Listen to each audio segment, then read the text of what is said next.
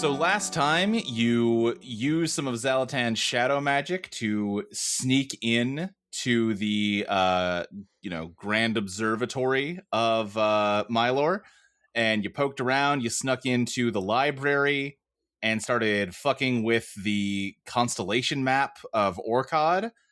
I think you have officially undermined one of its truths, and two more are still you've beaten one truth, you've learned the second one, and you don't know anything about the third yet. And then I forget what you did to draw the ire of the astrology mages, but you brought them all down upon you. I think that was me. I was fucking up their books or whatever. I think that also we did mess with the constellation. They didn't like that. We did a little bit of we did some revisions to their work. We found some loopholes there. Just the academics, they don't care for notes. Right. And you led them on a chase out of the observatory into a side street where there was a party going on that Violet turned into a street orgy and escaped in the chaos back into the observatory. You climbed up into one of the actual, observatories in the observatory. And it was filled with those glass cages filled with starlight, and Violet used her sword on one of them to awaken its true nature, and now there is a wild, burning hot, glowing star monster in this room with you. And also, the magic seems to have torn the observatory away. The door you came through does not lead back to the hallway you entered from. It leads out into space, basically, a star-filled night sky. I mentioned before we started, I don't typically, you end the session I guess that's the end of the day. I don't think we can end the day while you're trapped in a room with this thing. I think we need to resolve that first. I was afraid of that. But yes, you are in this, it's just a large circular room. There's lots more of these, glass spheres with burning white light sort of stacked up on racks all around you.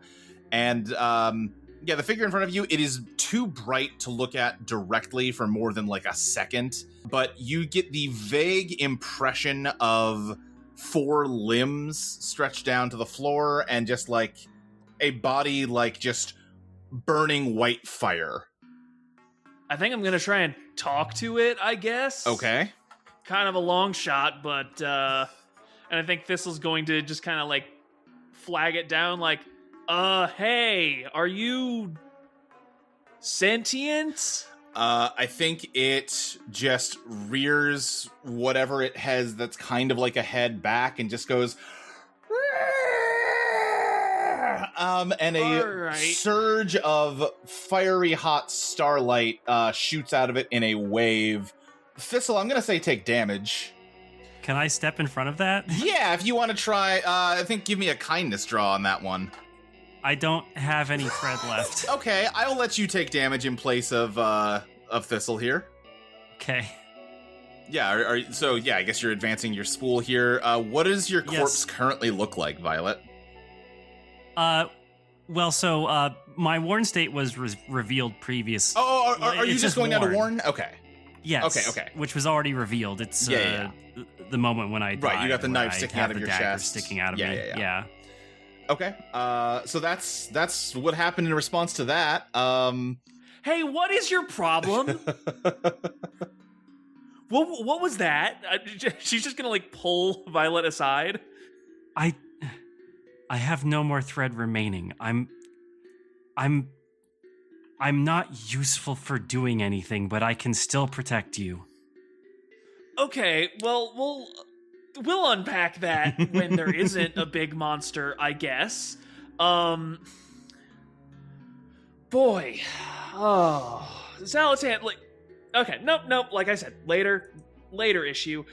Okay, this thing has, 4 limbs, you said? Yeah. It seems vaguely quadrupedal. Alright, well, I got no idea if that's a truth or not, but it's as good a place to start as any. I'm going to try and hack one of its limbs off. Okay, give me a clash. This seems wrathful, but if you want to make a case for a different color, I'm listening. No, I'm fine with wrath. Yeah, okay. And I'll spend all 3 thread You'll spend on all that. Why 3? not? Okay. Deck is basically fresh right now. We've got 2 in the discard, Hermit and Wheel of Fortune. That is going to be Strength, Judgment, or the World. Let's go with Strength. Strength, you triumph through force. Yeah, I think you hack all of its limbs off, and it screams again and fires out another pulse of white-hot magic that completely misses you and just, like, burns a hole in the roof of the observatory, and you just see more stars above you. It's definitely debilitated, at least for now, but it does not seem any... It didn't get happier from having its limbs hacked off. It may just be... It's a creature. It's may just be lashing out because it's still stuck down here. We freed it, but it's not in the sky. Could we try and put it back, Xalatan? Xalatan has his wrist to his mouth. Finally. And he pulls out an orange thread from his like a vein from his wrist. Yeah. And it ignites and turns to orange aura. He's got like an orange aura right now. Okay. And he's going to do some fucking shonen shit. He's going to extend his aura at the monster because he desires this monster to see him as a threat and an equal. Uh-huh. And he's going to start walking towards like the starry air vent, where that's been open to the stars. Yeah. To kind of be like, I want to do like aura farming, red, with the flag for a bowl. Uh-huh. We're like, hey, look at me, feel the power of my aura. My desire burns harder than any sun. And I like move towards the like exit. Okay. This is... I know you said orange aura, but that does not make this any less of a purple action. This is definitely presence. Yes. 100%. Which you don't have, so you can spend up to... All you have is 15 desire. You can spend 5 per card to draw up to 3 cards here. Okay. And can this be a clash? We haven't used that yet. You're trying to clash with We just presence did. and like overwhelm it with your own presence? Sure. Yeah. Okay, I don't want to spend 5 for one card. Yeah, Maxie did just clash, to be fair. Xalatan, that's the tower. We love to see it. It's too late now, but I did forget a move we haven't used at all yet this game is press your advantage. Because Maxie played a positive card, she could have immediately drawn another card. Now, she would have drawn into the tower, so it would have been bad, but... Yeah, it would have been. Well, so something welcome. terrible happened. So first of all, we get a discard here. We're going to lose the Chariot off the top of the deck. And Xalatan, you don't have 15 thread left to spend, so you're already cracked because you just got from defeat and broken to cracked. So Xalatan, you do die again. You're down. this body can't contain my power. Yeah, that's true. You're also just a cloud of ash, miming out all of that. Just like cremated ashes burning orange as you tried to do all of that. And the beast just shoots another blast of starlight at you and scatters the dust. I think some of it is sent out into the night sky. Some of it's just scattered about the observatory. And Xalatan goes quiet. The beast is just shrieking. The nubs of its limbs it still has. It's kind of kicking in the air. It's twisting around, looking at who to fire another blast at. Violet, what do you want to do? I can't investigate. I can't. I'm going to try and get close to it and touch it and maybe try and convince it that we're not a threat, that we're trying to help. Okay. So I'm aware that you're at full zeros. This is absolutely a kindness persuasion, which you can't do. You reach out to touch it, and your hand just burns extraordinarily hot. Take damage for me. Okay. I think as she burns, you see Violet's flesh rot, and it begins to slough off her bones. And as it does so, Grass, ferns, and wildflowers sprout up to fill the space left behind. The dagger that was in her chest is pushed out of her heart by vines, which spread throughout her body like blood vessels. The bloodstains on her tunic briefly seem to bubble like boiling tar, before morphing into crimson roses standing tall out from her chest. Before long, what remains of Violet is a skeleton subsumed by nature, save for the right half of her skull, where only a single violet grows inside her eye socket. Violet, what I think I am going to give you for this, despite you having no thread to pull from, I think the self-sacrifice you've made here and the bodily transformation you've undergone, you understand that this too is not this creature's natural state. And I'm gonna give you the truth of its name.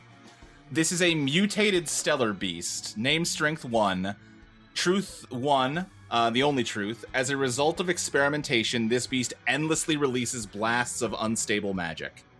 It's been transformed. This isn't what it's supposed to look like. The mages made it into what it is now. Oh boy. Alright. Well, I think you're fucking insane for just touching it like that, but I guess that's workable information. I guess I'm about to either mercy kill it or cure it, and I think Thistle is just going to... You know how, like, crocodiles, and I think alligators as well, famously have very high bite strength, but very weak, like, open their mouth strength, so it's relatively easy to just keep their jaw clamped shut. Thistle's basically going to do that. She's just going to, like, wrap her hands around this thing's head, maybe try and, like, contort herself so that, like, her chain applies some pressure too, and just, like, her logic is basically, if she can keep this thing's mouth shut, maybe it will not be able to release its blast, and that will break its name. I think this is a clash with kindness, because you're trying to wrestle it into submission without seriously hurting it. I'm inclined to agree. Yeah, so... I will spend 1 green thread and... let's say... 5 wrath thread. Okay. That is going to be the Lovers or the Hierophant, both neutral. All right, let me look at the descriptions for each one. Whether that's your face of 2 paths or you discover something. Give me the Hierophant. You discover something. Okay. Then take damage. So either subtract 15 thread or go down to cracked. I'll go down to cracked. Okay. What is the current state of your corpse? So I am a bit younger than the other two. Yeah. But I do think Thistle's body has been... It's been in bad condition for a while. Mm-hmm. Luke, I'm going to ask you a question. Okay. And I don't think you need to go into too much detail, but it is going to be relevant to the condition of Thistle's bones. Okay. The rebellion/succession crisis that Thistle was a part of was in part religiously justified. Do you think, in the long view of history, Silver-Tongued Cuthbert has gone down just straight up as a heretic, or do you think there are still religious traditions that venerate him in some regard? I think neither. I think enough time has passed that he has just faded into obscurity. There's not much positive or negative left about him. He's just sort of a footnote. The way that, like, hey, you know how, like, we can talk about, like, hey, there was, like, an anti-pope or whatever? That's kind of crazy. Yeah. But, like, no one really cares that much. In that case, I think Thistle is reduced to a skeleton. There are maybe still scraps of clothing clinging to it, but for the most part, it is bare, it is worn. The bones have not yet turned to dust, but I think they've begun to...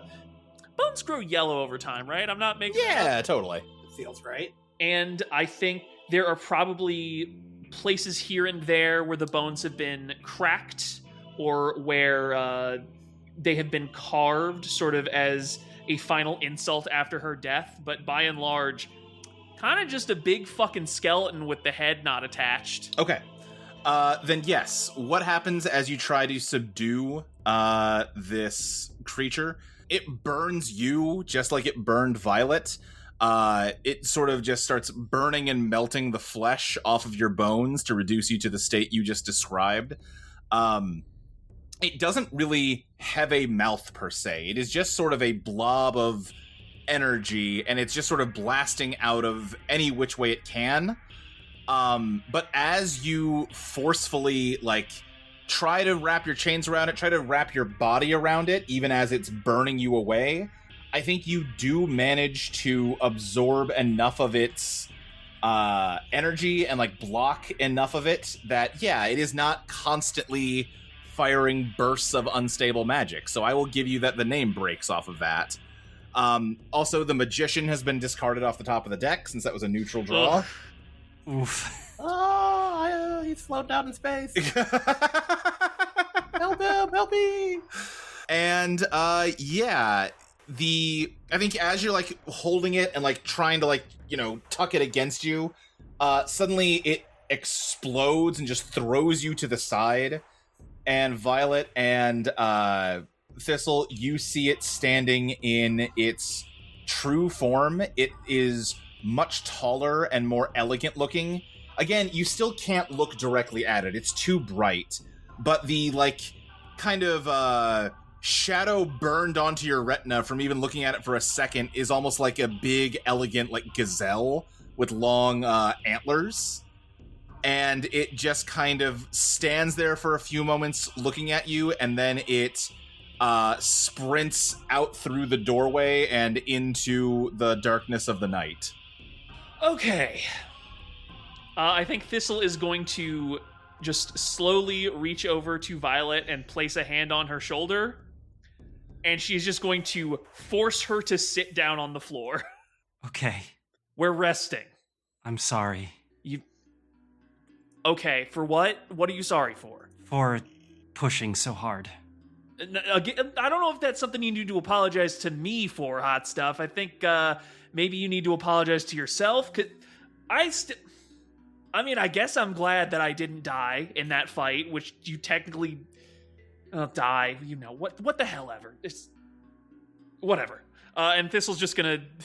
Are we gonna make a fire here, or are we just like... If you feel like you need a campfire, you certainly can.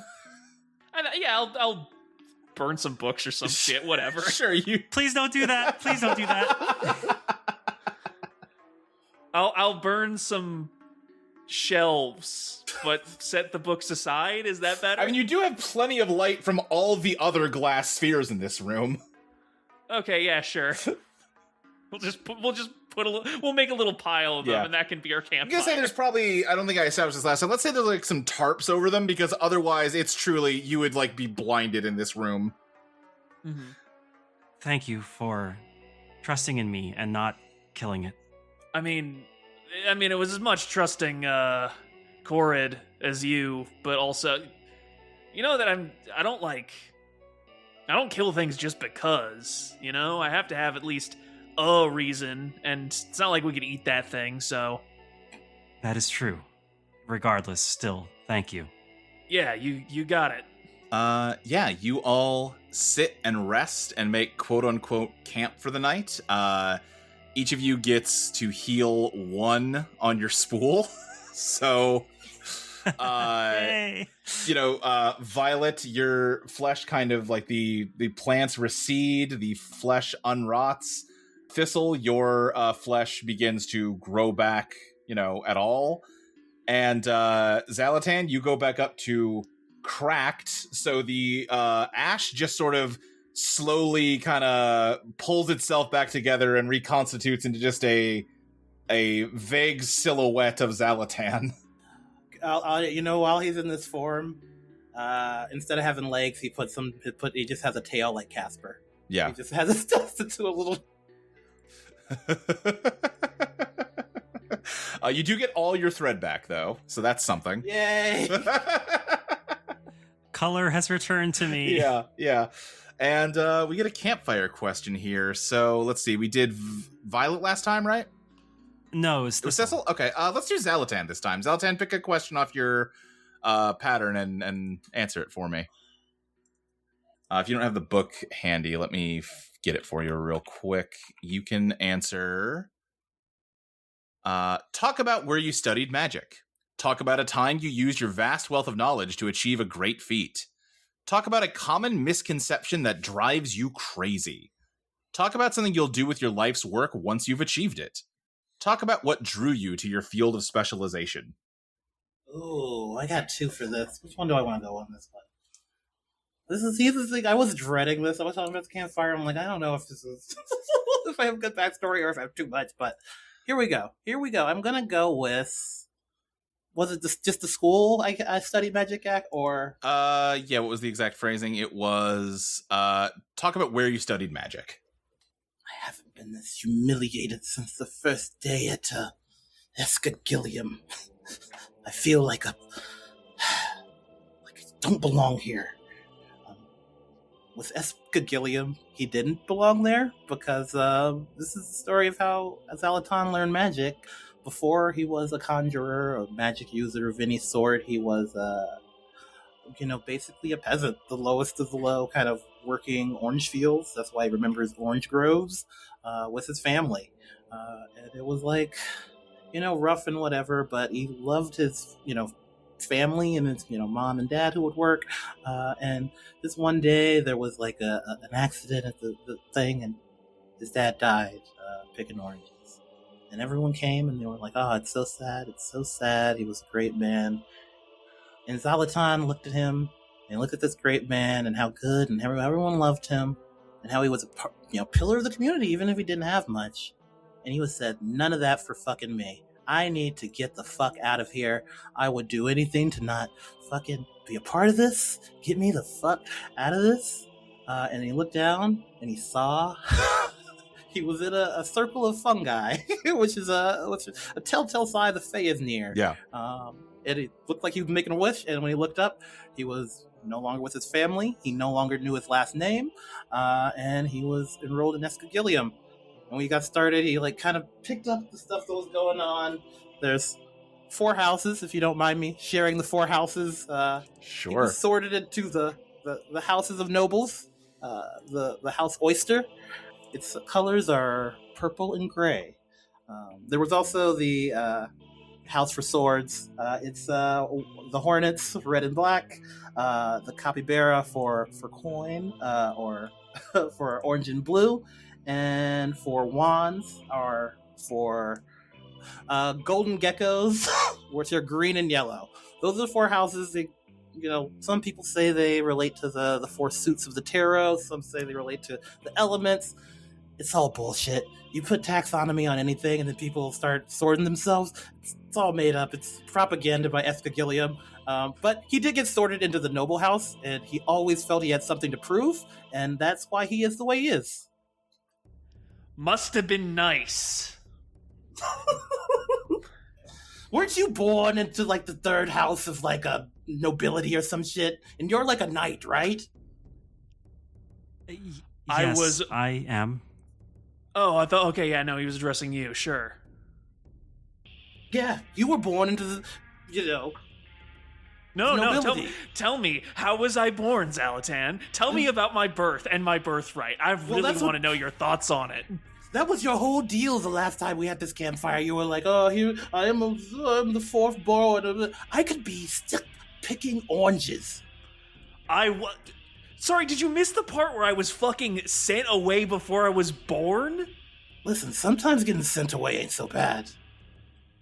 Yeah, when you get to live in the fucking wizarding school with the 4 marketable houses, and you live in the most marketable one, and you get incredible magic powers, and don't spend your goddamn youth, I don't know, killing boars and telling people, oh, you want to go along that path because it floods less when it rains, and living off of scraps and having to share those scraps with your mother because she's a goddamn florist, and God knows the peasants aren't buying flowers because they have shit to do. Xalatan narrows his eyes. We all have troubles, I suppose. I suppose the world, we all have to our own cross to bear and whatnot, and that I guess that saying doesn't make much sense in this setting, but Yeah, no, we all have our own axes and swords to the neck to bear. All of us, all three of us. Did you ever visit your family again? Never. Why? He's like, can Sand tear up a little bit? He turns away. He turns his silhouette away. I believe we can decide who we are. We are not destined because of our birth to, and moving forward is important. You don't need to. Family just bonds you and ties you down. Thistle is just making the jacking off motion behind his back. Yes, so your love for family and nation and honor have served you well. Let's not. I don't love my family, and I sure as hell don't love my nation. I'm just saying, it's real easy to talk about how you can leave it behind and carve your own destiny when you get spirited away by the Fae. Not everybody gets that luxury. I mean, you've kind of been spirited away by the Fae right now. Exactly. Okay. Use is your chance to make your own destiny. No longer burdened by who we were in the past. You're out floating amongst the stars because a magical creature, zapped you. Okay, but Corey, do you know that we still work for you, right? We're not. Well, yeah. This is not our fun star journey adventure, visiting planets and meeting new peoples. Wait, are you not having fun? I didn't say I'm not having fun. Okay.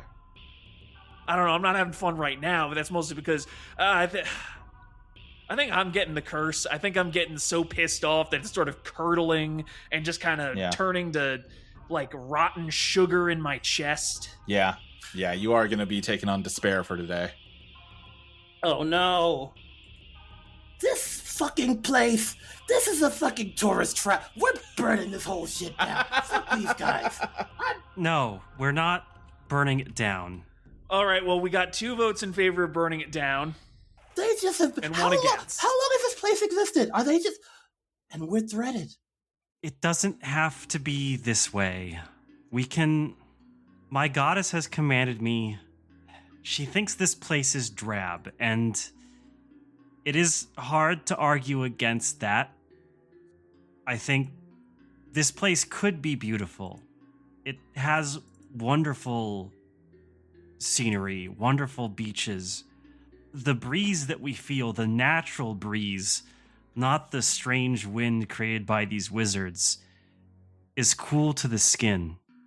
There could be vibrance here, and the astrologers have taken it all for themselves. We can change that. We don't have to destroy it. It's like when I painted that orange for the merchant's cart. It wasn't the same as what his son originally made, but it was still in the spirit of it. What if we could, instead of destroying the constellation, what if we could modify it? Make it better? I mean, I get what you're saying, but you gotta understand, the thing we know about this thing is that it literally steals good fortune from people and gives it to this awful place.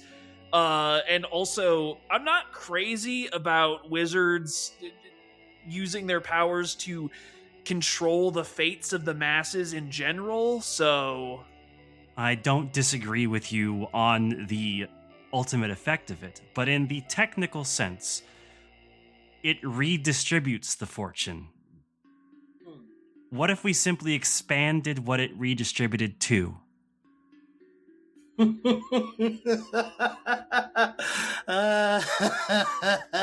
Violet, you're brilliant, Violet. Oh, thank you. How big do I want to go with this? I mean, come on, you know the answer. I know the answer. Okay. I think I might use some soul thread for this. Well, the thing is, the silent reaction I just had to that is one of the few times I wish this was a video podcast. yeah.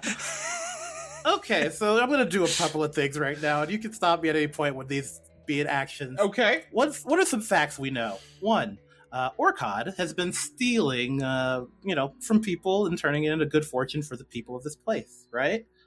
Two, they seem to have a taboo about stealing. The worst thing you can do is stealing. Oh, we got some hypocrisy here. If only there was, some method we could, make an ironic punishment. And, oh my god, did you guys steal from the Fae? Oh, buddy, you don't want to do that. Oh, I see where you're going with this one. Outside. Maybe this is too much. This is too much. You can stop me and we can cut and we can do the words. Maybe a roll. Okay. Are you It familiar? sounds like you're about to reveal your master plan. I want to reveal my master plan. Okay. There's been clouds forming around the city that have been reflecting the light from the stars. You know, when you reflect light from the sun, it's happy light, it's warm light, it's healthy light. Mm-hmm. But imagine twisted starlight from a dead star beyond this pale of imagination. Anyway, if you're familiar with the JoJo's Bizarre Adventure Stone Ocean, I want to turn everyone into snails. What? I think that You stole from the Fae, you gotta become a slug, you gotta become a snail. This is not where I thought you were going with this. I don't think that was my intent behind what I was hoping for, but You stole from the Fae, so they get to punish you. Everyone that has benefited from Orcod's light, you sinned, you stole from the Fae, and they're gonna turn you into mollusks. I am thinking about how to respond to this. yeah, if I was in your position, I would be a little baffled. Well, too. my But before you respond, Luke, Corum in character, yeah. I would like to learn one of Corum's truths from how he responds to this.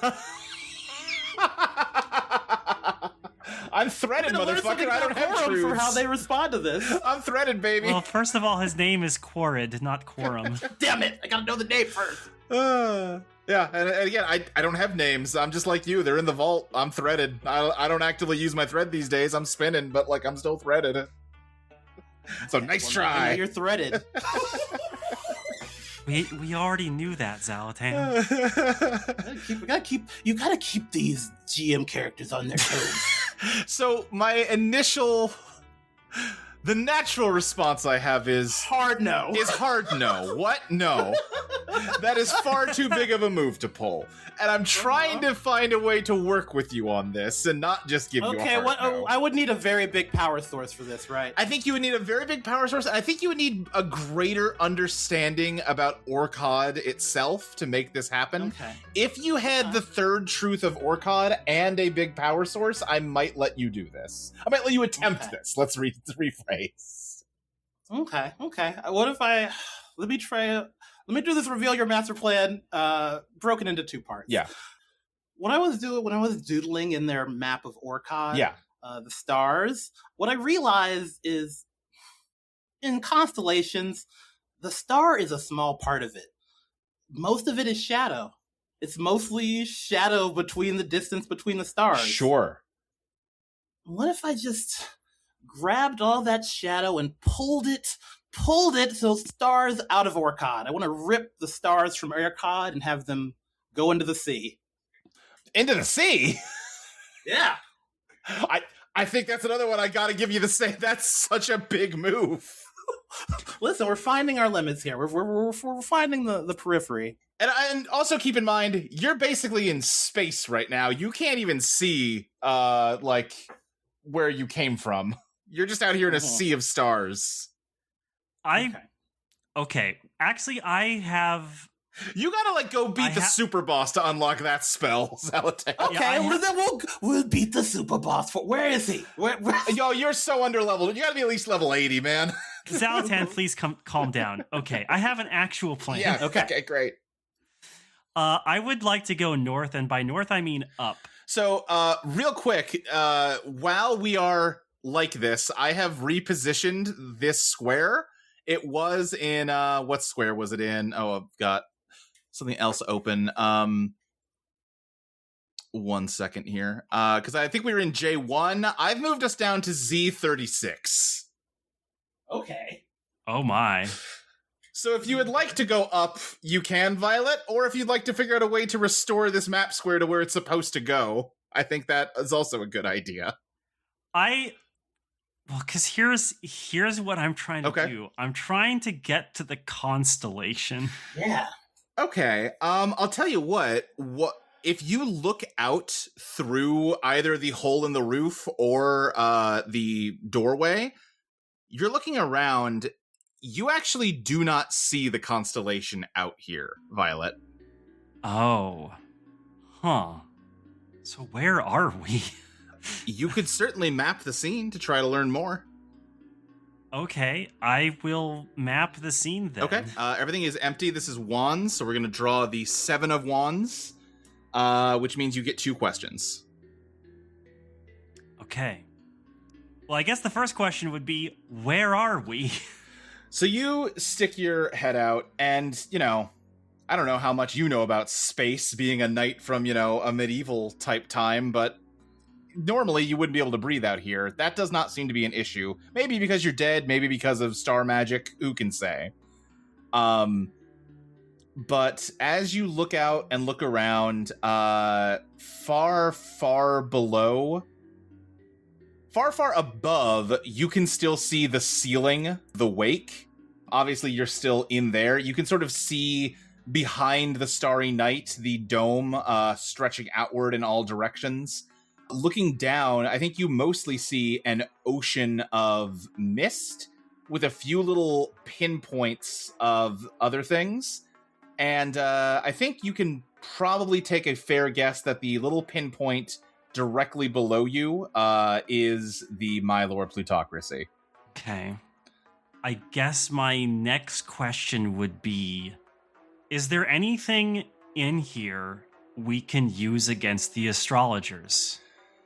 The first obvious answer to that is there are lots of these glass spheres containing starlight that you now know contain some kind of star creatures. That's something. We also established there are some books in here. I think there's maybe 2 bookshelves worth of books. You sort of start perusing them. One of the titles is Ocular Manipulation of Stellar Astrology. That seems like it would be very useful. You crack it open. It is a very technical book. Xalatan can probably understand it better than you can, but it is a lot of diagrams of different stars with extensive write-ups on what kind of magic energy each star puts out, how these magic energies can be combined through different methods to produce different results. And also a lot about designing glass lenses to alter the light that passes through them, the angle it arrives at, the focus, the intensity, sometimes even changing the essence of the light to produce different magic. And as you're reading through this, it occurs to you that this must be part of how Orcod works. And looking out below, down towards Mylor again, really scanning, and I think there's probably a small telescope here you can use to look down. You can see they're almost invisible, but now that you're really looking for them, you can occasionally catch odd glints of light up in the sky, lower than you, but far higher than ground level. And I will give you the third truth here, which is lens and star magic come together to unite the stars of the night sky into Orcod. Orcod is not a true constellation in the night sky. You can only see it from the ground, from Mylor, because there are magic lenses floating throughout the sky that redirect and refocus the light to create the appearance of Orcod above the city. Violet smiles and closes the book shut with a audible thwack and turns to Thistle and says, I know how to modify the constellation. I think Thistle just gives her a thumbs up. Violet, I think as you say that, you do feel a heat around your neck. Orcod is something that many people have worked on over centuries, and modifying it in this way would be marring it. But, Magnolia, you want me to make this place less drab. The current state of Orcod is what's making it drab. It is hoarding all of the good fortune for a select few. The sin you have the duty to punish is anyone who mars something that someone created with pride. I have to modify it to follow your instructions. You don't get a hard response to that, but what you do feel is suddenly flooding into your mind the response to the prayer you made last night.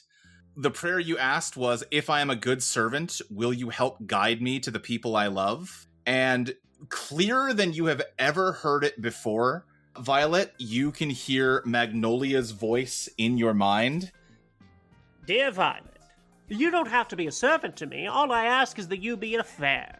You don't need to be guided. You can find people you love all around you in any walks of life.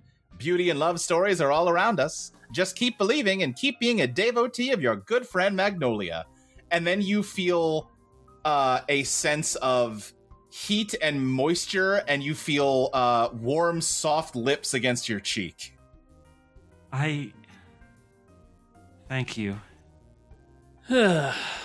Dealing with one of those religious double binds, huh? Yes, I believe no matter what I do, I will be betraying my code in some way. I will just have to find the best of all options, I suppose. Well, hang on. Just lay it all out for me step by step. What's the thing you can't do, and what can't you do it to? I must punish anyone who mars something, mars a creation that someone has taken pride in. Right. And Orcod's something people have taken pride in, but how would you be marring it? Well, I would be modifying the constellation itself. Breaking Orcod would also do it, but I was hoping to preserve Orcod just in a different state, so it would no longer be a detriment to the normal citizens. My idea was going to be to change one or more of the lenses, either through cracking it or tilting it or some other form to change how light is. I have an idea. Listen, I know my first two were swings and a misses. That's why I have a baseball bat. I get 3. I think Xalatan puts a hand on, tries to put a sandy hand on Violet's shoulder. You need to destroy those who mar something beautiful. And I would like to map the scene to feel with soul thread the souls of people that just wandered over here who weren't threaded. Just regular people that got off, wound up going through here. And I imagine some of them couldn't handle getting 20 to spare. So I want to say the beauty that Mylor is marring is greater. So you're allowed to mar Mylor. Yeah. Okay, you drew the 4 of wands if you're mapping the scene, which means you get 1 question.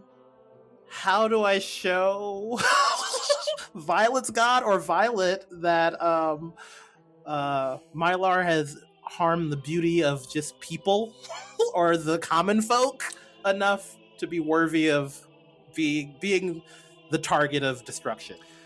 I think you kind of work a little bit of light magic, Xalatan, and you do kind of impress on Violet that exact understanding that how many people have come here and been reduced to poverty, driven to theft, and then executed. This is a bad place. It is beautiful and, all white and gold and sharp blacks cutting through it, but it is absolutely rotten underneath of that gilding. Whether or not the Lady Magnolia accepts and understands that and is willing to destroy one masterpiece to preserve another or many others, Well, I guess that remains to be seen. That's not something you can say, and that's not even something Violet could say. I will just have to do what I believe is right. Hey, Violet. Yeah? You ever heard the phrase cutting the knot? I believe I have, yes. Thistle is going to grab one of the star orbs, and she is going to huck it as hard as she can at one of the mirrors. There. Ain't your problem anymore. Can't break a mirror, it's bad luck. Give me... I think this is a kindness draw. Yeah. Yeah, I'll spend 1 kindness, and can I also spend 5 despair? Yes, absolutely. Alrighty. That is temperance or death. Uh-oh. Well... Is temperance your dissonant? Yep, your actions inspire cruelty in the hearts of others. Lose 20 wrath. The good news is I don't have any wrath, I think that does count as a loophole. For the remainder of the scene, no threaded may draw with any color except wrath. Oh, man. Which is a really good and fine thing to happen when I have just openly violated Violet's religious precept for her so that I can take the punishment on her behalf. Oh, man. Okay. I think this is like... Throwing it isn't even really the appropriate description of it because it's so far down. It's more like dropping it. And the odds of you actually hitting one of these lenses is microscopic. And yet, Thistle, you fucking nail it. And glass hits glass, and you can see hundreds of feet below, maybe even thousands of feet below, a little burst of white light. And Violet, your neck begins to burn hot. And it does also occur to you, Thistle, some kind of star creature is now descending directly onto Mylor. It's kind of not our problem. I think it is. Violet, if you take any action that's not in service of punishing Thistle, you're gonna take damage. Thistle, I'm sorry, but I have to take your hand. Yeah, not as bad as the head. She just holds it out. Violet unsheathes her sword, raises it in the air, and then brings it down on Thistle's wrist. I'm not going to resist that. Take me down to cracked. Okay. I think as she becomes skeletal, the hand just kind of hits the floor. Yeah. She's going to look at it for a second and be like, so do you need to like keep that until we rest, or how's this work? Can I just pop it back on? I'm going to say that your wrist is like glowing with divine power, and the hand will not reattach right now. All right. Well, deal with that later. I still got the other one. I will keep it on my person. Appreciate it. More important question. Is that enough to fuck with the third truth? Because I got a second hand if I need to use it. Is that enough to... I could probably do some soccer shit if I have to. Oh, yes. Can we do some... I think Xalatan's going to do some trigonometry. Okay. If you mar something again, I'll be forced to hurt you, and you'll be dissipated again. What if I don't have to mar it? I just have to hide it. You knocked the star monster down into the ocean, right? It went down below. I think it's too far for you to get a clear sense of where it landed. I'm gonna try this. I don't know what the rest of this would be. This is another big swing. Feel free to say no. You know what causes a hurricane? Go on. Air pressure?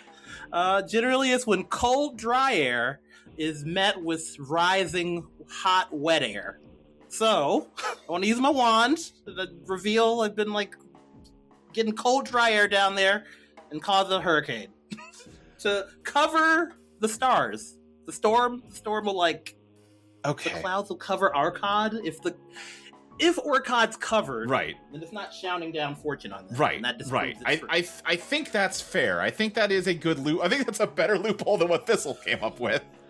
I'm just saying, if the mirrors are knocked out of alignment, if the lenses are out of alignment... Also, this is spiritually wind and shadow, I feel. I It's do on think it brand. is spiritually wind and shadow.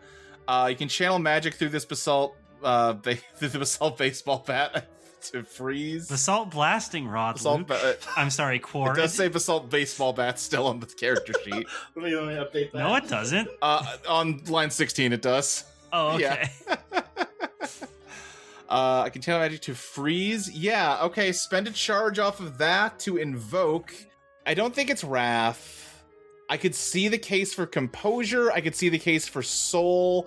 I think you're just trying to fuck stuff up because you want it that way, so I could see the case for Desire. Uh-huh. I'm not picky here. I'll let you pick between those three options: Composure, Soul, or Desire. But it also doesn't matter because I can only attack with Wrath. Oh, right, you have to use Wrath! Yeah. Which means you now have to spend 5, because it's definitely not a wrathful action.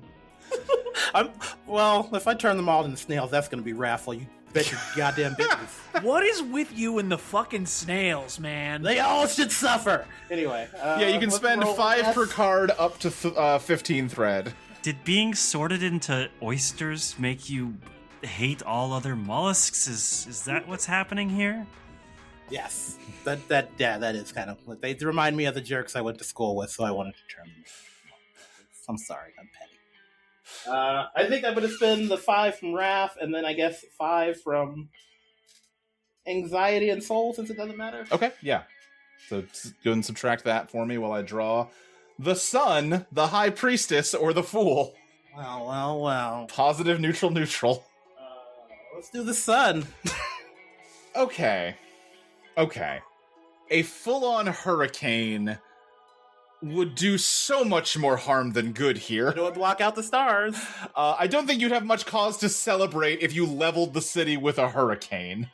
However, what I can give you is that, yes, you rain down cold magic from up here down into the sea, and the boiling heat of the star creature that we can say landed in the bay, so it's kind of in the city. It's kind of surrounded by streets of the city on all sides, kind of a canal that goes into the city.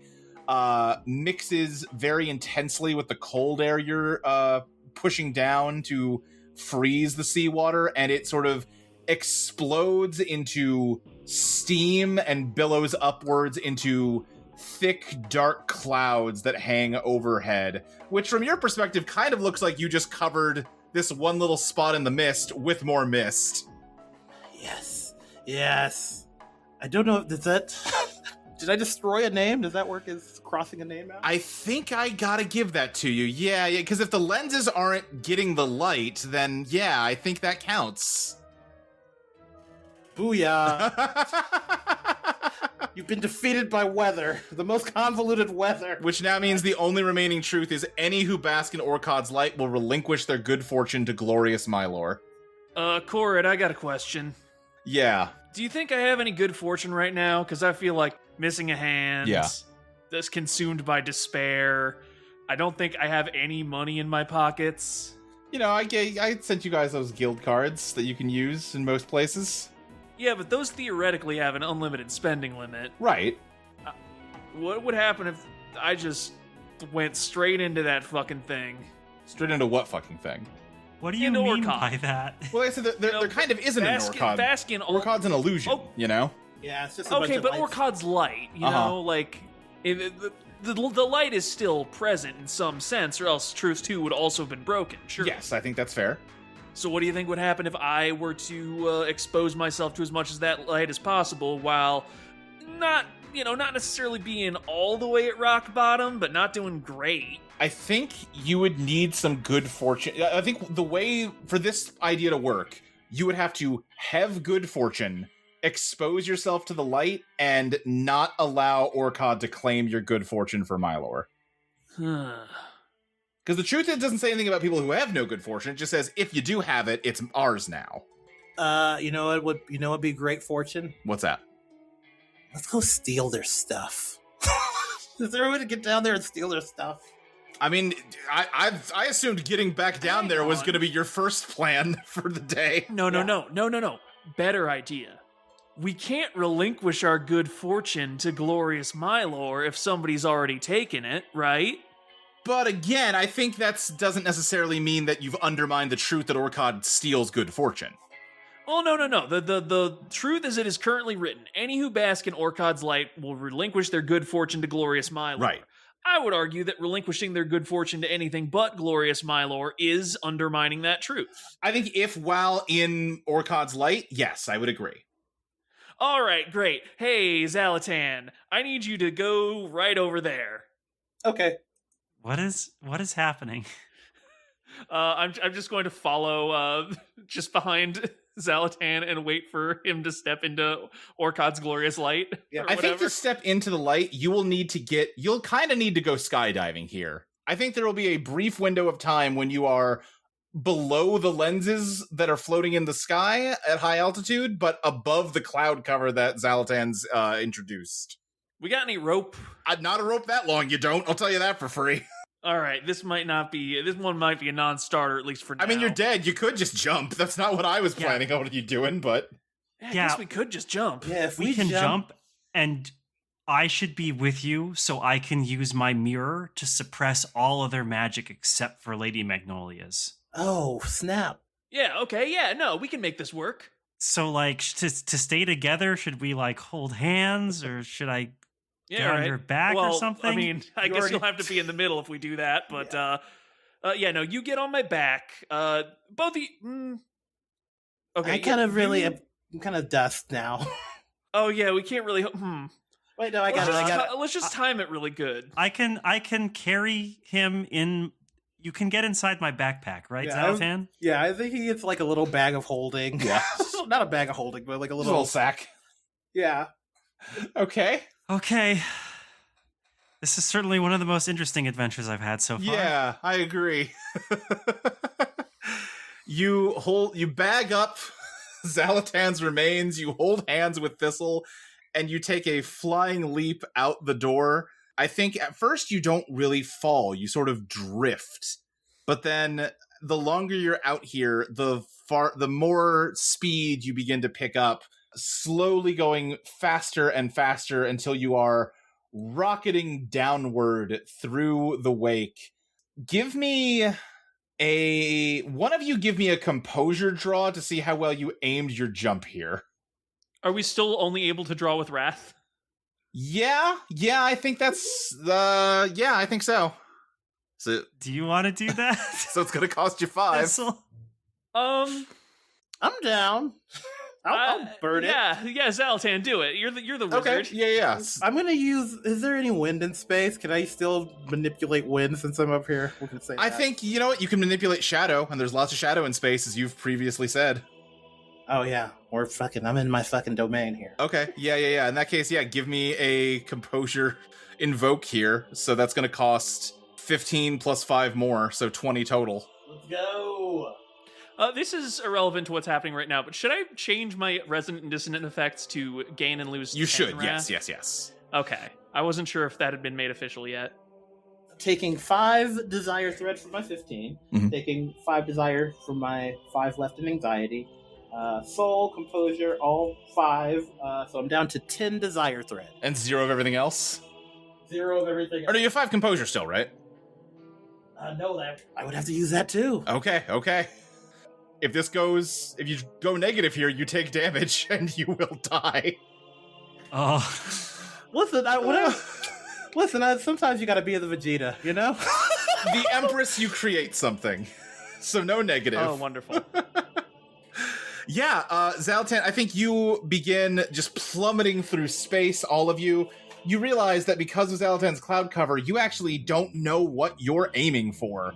But you can feel magic energy in your pack, Violet, as Xalatan works his magic, and the darkness all around you molds and sculpts your flight path so that you are diving straight towards the center of Mylor. And you drop, and it's getting to the point where you will need to pop your mirror exactly as you pass the lenses. You're falling fast enough that you're only going to have a split second to do this before you fall under the clouds and lose Orkod's light. Okay, I'm going to try it then. Okay, so subtract a charge from the mirror, and you have to draw with wrath, so... Okay, how many cards are left in the deck? Let's see. There are 1, 2, 3, 4, 5, 6, 7, 8 cards and discard, so 14 in the deck. Okay. Oh wait, but I can only draw one still, right? You can draw up to 3. You just have to spend 15 total thread. Yeah, I think I'll do that. I will spend 5 desire, 5 soul, and 5 composure. Okay. That gets you 3 cards. The Hanged Man, the Star, or Justice. Is the star still positive? The Star's still positive. I'm gonna pick the star. Fuck yes, I love this game. Yeah, you did it. Oh, a new path is revealed. Okay. I'm gonna whisper something to Violet. You know what I am? You know what I am right now? I'm a Stardust. What are you? I'm a Stardust Crusader.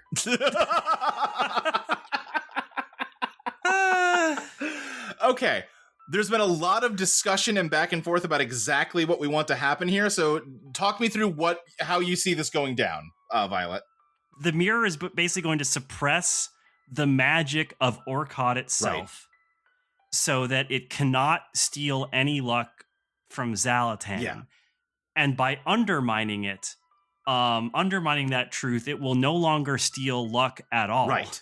Yeah. And so the constellation might still exist. Right.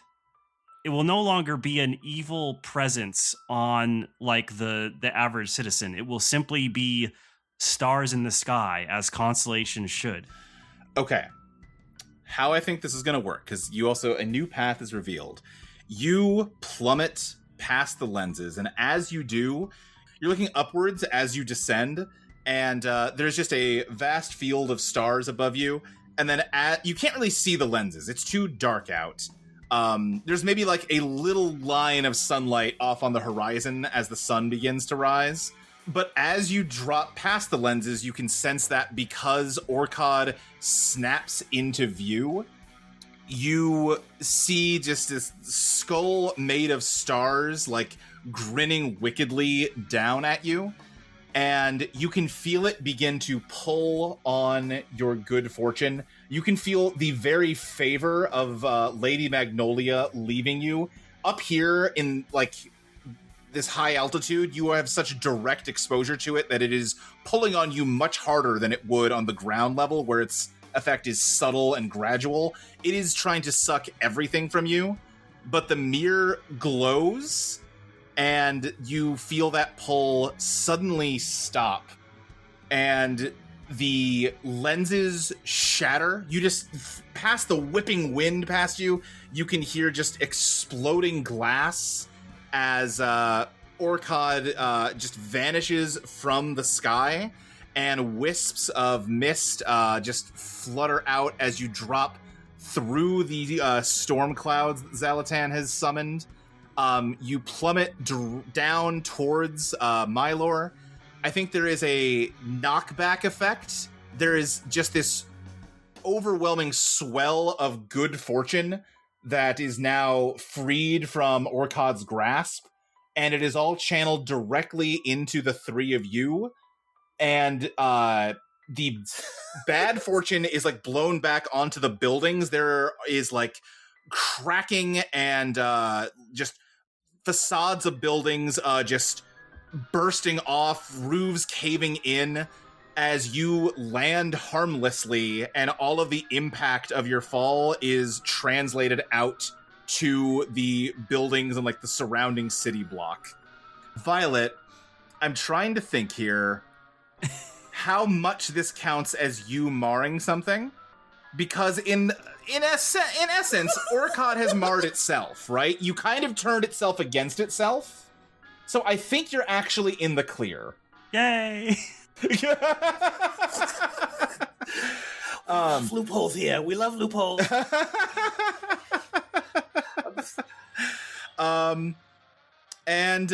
Yeah, you have landed safely. Let's pick a square here. Probably. Actually, yeah. Can I try and win my personal quest last minute? We land in fucking Zoriz, like in her room. We crash through the roof, and I'm like, owned.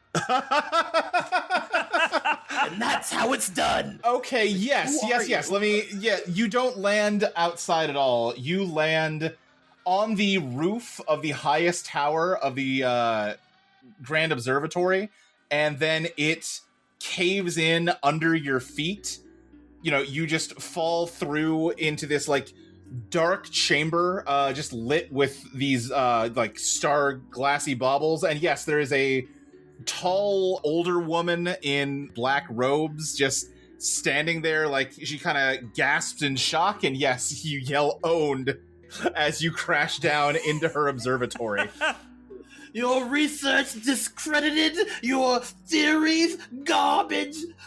The whole academy is garbage. Anyway, let's go. Howdy, everyone. It's me, Maxie, beloved polymath and voice of Thistle the Bastard Daughter. I'll cut to the chase. If you enjoy the show, we'd love it if you spread the word about it. Post on social media. Tell your family and friends and acquaintances and maybe strangers on the street if they seem cool. And while you're at it, if you're listening to this episode in July, you still have time to join our fan art contest and win up to a year of free Patreon membership at the $10 tier.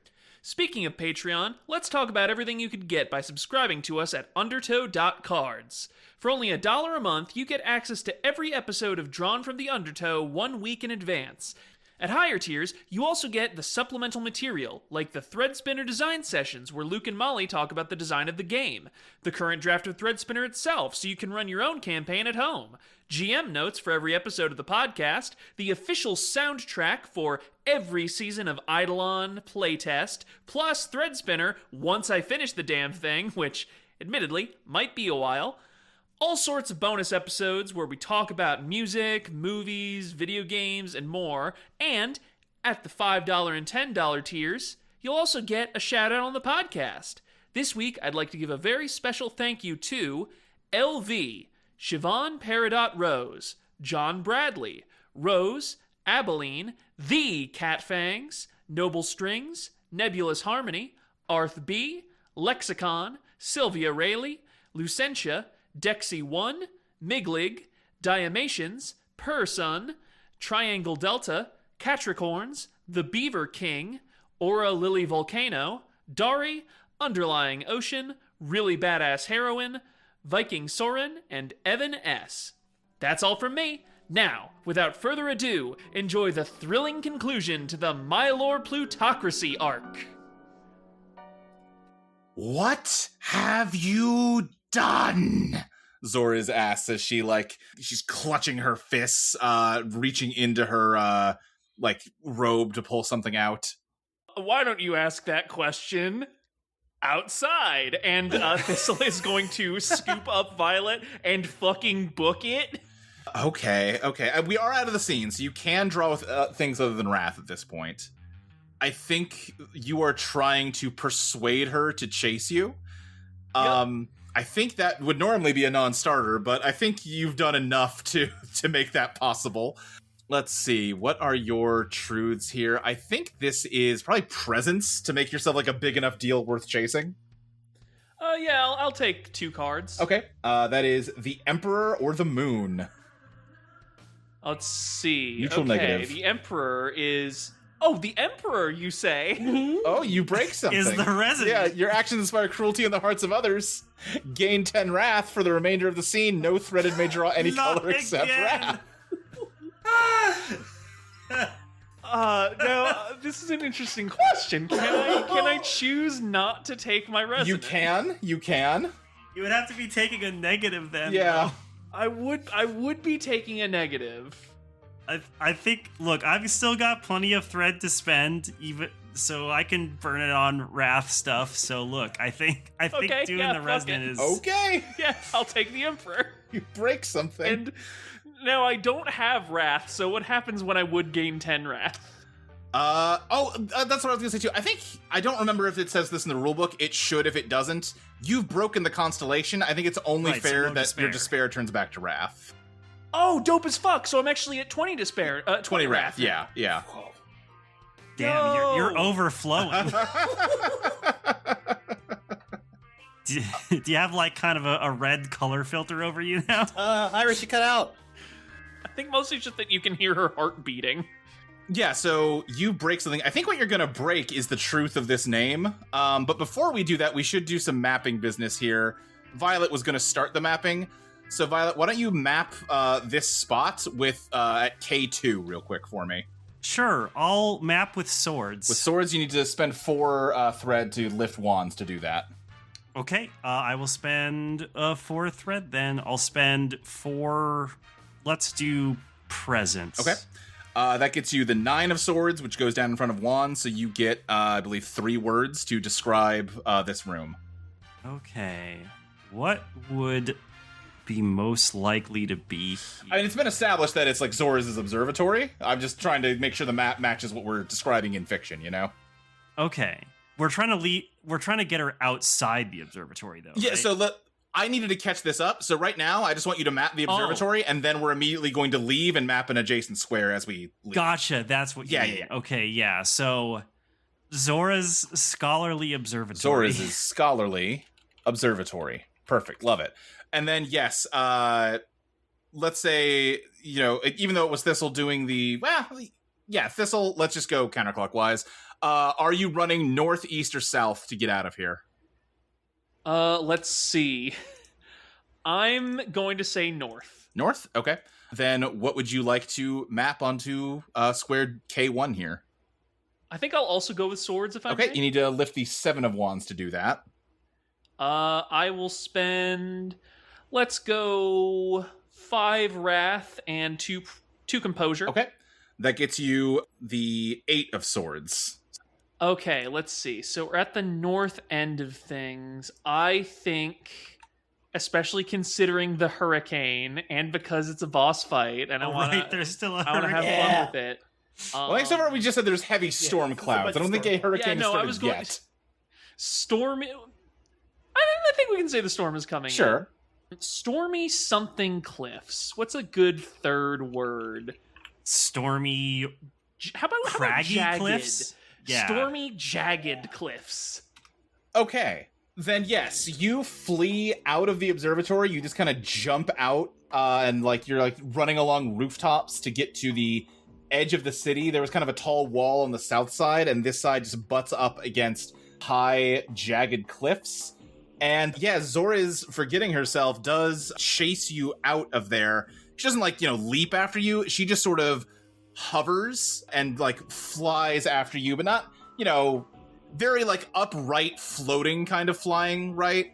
And I think she's holding up her hand, and you can just see beams of burning white light coming through the cracks in her fingers as she fires a beam very similar to the ones that you were getting shot with by that stellar creature up in the sky. All right, question about artifacts. Yeah, what's up? Yeah. They have specific abilities for which they can be used. If those abilities are spent, can they also theoretically be used as a mundane object? Oh yeah, they can always be used as a mundane object, yes. Violet, you're going to want to raise that mirror. That's a great idea. Yeah, I'm going to raise the mirror and try and reflect the beam back. I think give me a clash on this one, which does have to be with Wrath. Which I don't have, so I'm going to have to spend 5 from something else. So I will spend 5 composure. 5 composure. Okay, that is going to be just 1 card? Yes. That is the devil. You get what you want at a price you can't afford. Woo! Yeah! We love playing games. I love the devil! Hey, call me one of the best independent visual novels of the past few years. Yes. Because, wait, no, it's called Of the Devil. Forget it. I thought we were going to do We Know the Devil. Yeah, no, I'm always conflating Of the Devil and We Know the Devil. The top card of the deck gets discarded. It is Judgment, so that's good. Yeah. I love when I dodge Judgment. Yeah. So you get what you want at a price you can't afford. You're going to take damage. Do you want to spend 15 spool or go down to Cracked? I'd recommend going to Cracked. I do still have... Yeah, I think I should just go down to Cracked. Yeah, I think that you're going to need this thread for this fight. Yeah.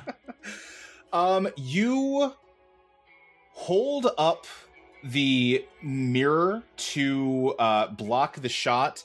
The light and heat is far too powerful for it when it's lost its like divine aura when you've already spent that. And the mirror just explodes in your hand. And the beam is like completely undeterred. It shoots right through your heart. Violet, we've not had this come up before. The way this works, artifacts like anything else can't ever truly die, but it's going to regenerate in your treasure hoard, and you're going to need to order a courier to bring it to you.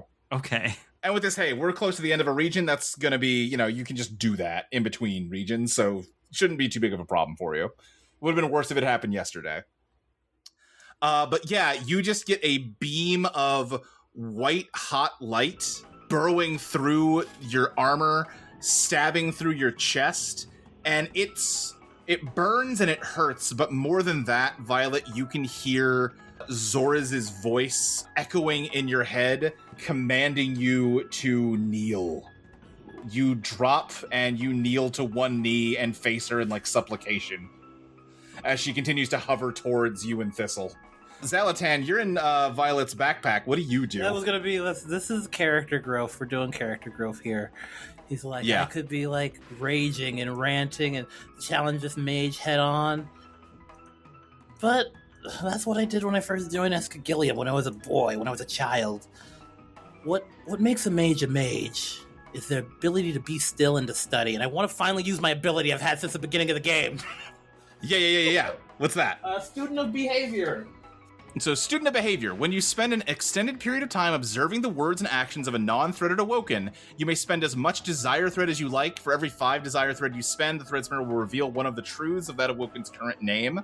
Yeah, and I think, you're literally observing Zoriz now approaching you, and you've been indirectly observing her this entire time. You've seen her pupils, the academy she has outside of town, her observatory, the mutant star creatures. You've done a lot of studying who this person is. So yeah, how much desire you want to spend, Xalatan? 5 or 10?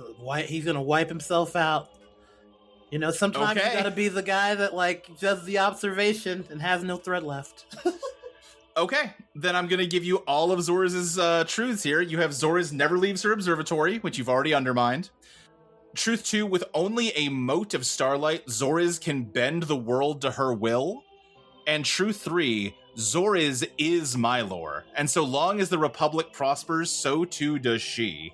Well, I think the Republic isn't prospering anymore. I think it's on the cusp of not prospering. It maybe needs one more shove to really make that one click. Hey. Thistle. Hey, listen. I tell Thistle the truth. I was wrong back at the campfire. Maybe people do matter, okay? You do this thing that I can't. I feel like this is really more of an episode 12 conversation, man. I'm 150 years old. I have these conversations all the time. We're constantly learning lessons. All right, well, let's see. I believe I have an ability called recidivism. Uh-huh. And I also believe that the taboo has been established, letting anyone else have something that belongs to the wealthy. Even petty theft is a capital crime. Yeah. And we've also established that the prosperity of the Mylor Plutocracy is on a knife's edge, if you'll forgive the turn of phrase. Yeah, I would say so. Can I attempt to steal every knife within a 10-mile radius? And just huck them right into the sea? Oh... Yeah, I think you can... Do you want to throw them into the sea, or do you want to steal them for yourself? Well, here's the thing. I think if I were stealing them for myself, that would be desire. I just want to spite these fuckers. Okay. I like where your head's at. Yeah, I think give me an invoke with wrath, and yeah, that is using the method of your execution, so you don't need to take damage to do this. I will spend 3 wrath. That gets you the world, strength, or the tower. I think I'm going to take the world. The world. For just a moment, the world bends to your whim.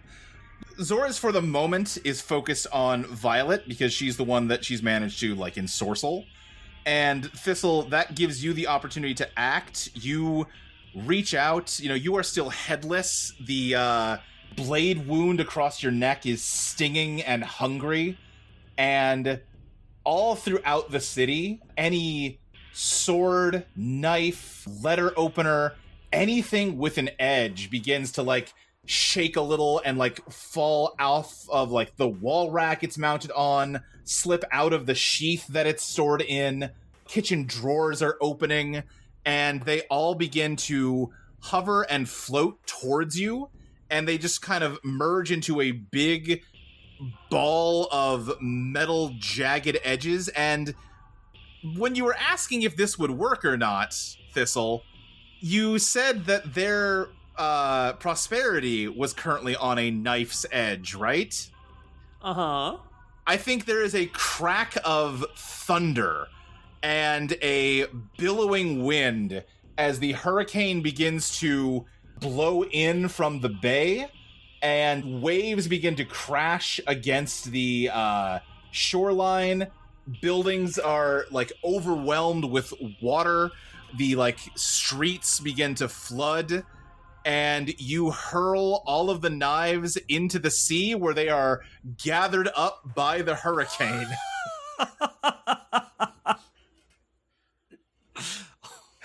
And yeah, I think it is fair to say that Mylor has lost its prosperity, and you have undermined the third truth of Zoriz. Also undermines the third truth of Mylor, so we better be careful. You have undermined truth 3. The Mylor Plutocracy is fabulously wealthy and prosperous.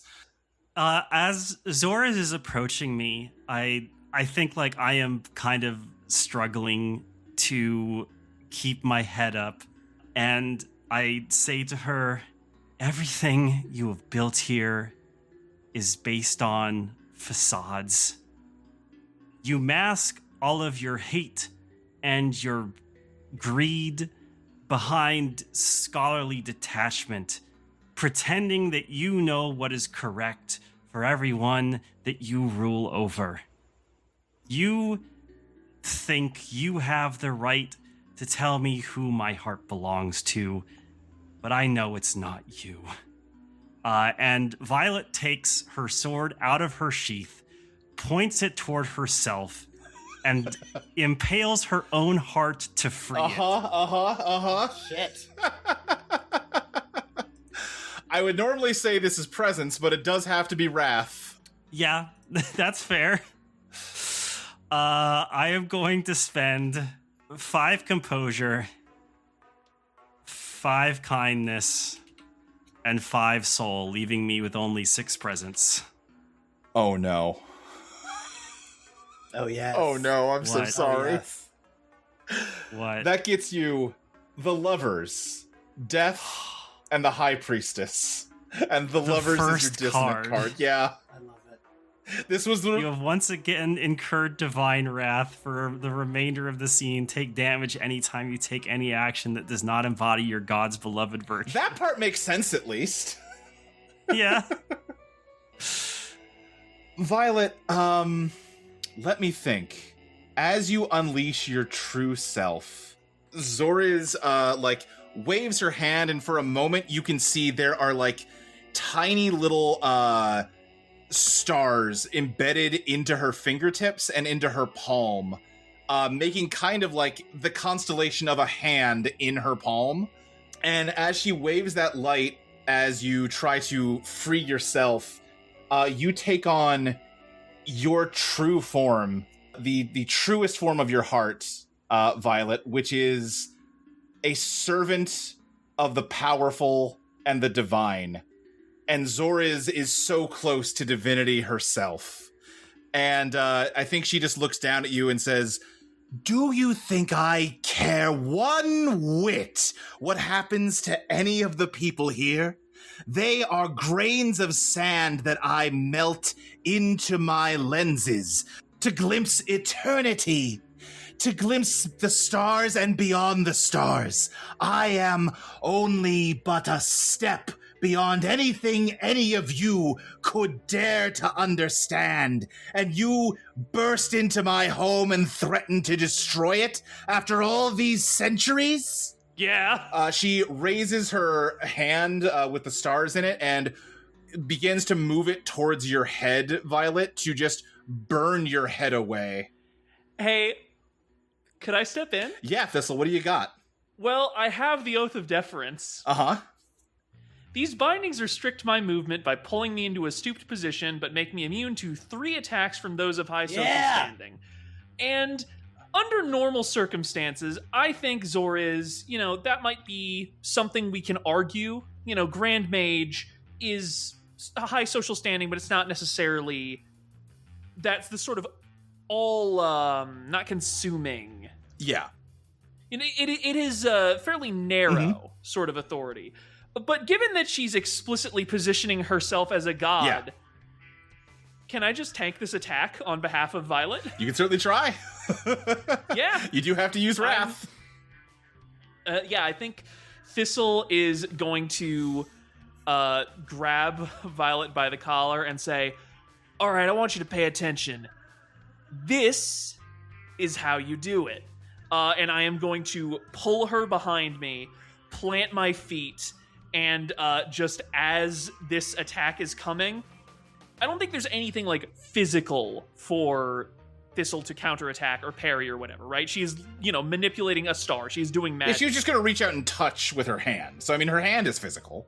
Oh, okay. If it's her hand, then yeah. Thistle is just going to attempt to just grab her hand and, clutch it so hard that the bones shatter. Okay, and I assume you're spending 3 Wrath? Yep. That is the Fool, the Hanged Man, or Justice. Ooh, these are all really good ones. I'm not taking the Hanged Man, I can tell you that much. Let's see. Become who I'm needed to be, or receive my just desserts. I think I'm going to become who I am needed to be in this moment. Okay. You become who you needed to be, and I think that is somebody that can protect Violet. You are going to take damage here. Well, I'll burn charge of my Cruel Armor. Okay. Oh, that's true. I think you burn a charge of the Cruel Armor. Yeah, you don't take damage. And we're going to discard the Moon from the top of the deck. Oh, wonderful. Yep. And I think you kind of move quickly and wrap the chain of your bindings around her wrist and just pull until her wrist snaps and she screams. She recoils back. Her hand is I guess you've got her hand bound. So, she can't really pull it back. I got bad news for you, sister. Better people than you have tried to bend me to their will. I do believe you have undermined with only a mode of starlight. Zoriz can bend the world to her will. I think she looks at you. She's trying to pull her hand away, but you've got too tight of a grip, and also the pain is far too intense. She is not a fighter. She barely even talks to other people, let alone fights with them. She has no conditioning to resist pain, and you can just freely control her with the immense pain you're putting through her wrist. She's screaming in agony, and you can feel her begin to dissolve into mist. But as soon as she becomes ephemeral enough, she passes through your chain, and she reaches her broken hand that is beginning to fade away up into the air, and the 6 points of starlight in it begin to glow intensely. Back in the observatory, all of the captured star creatures in their glass orbs begin to pulse and vibrate, including the ones that you left up in the sky in the floating observatory. And they all explode. There's been lightning crackling. This puts it to shame.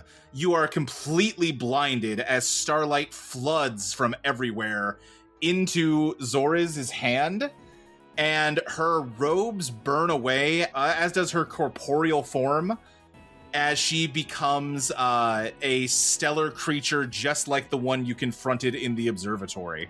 She is no longer Zoriz, Grand Mage of the Astrological College of Mylor. She is Zoriz, Ascendant Celestial. Oh, Lord. She did a fucking phase transition. Yup. Damn, I didn't think we were gonna get one this early.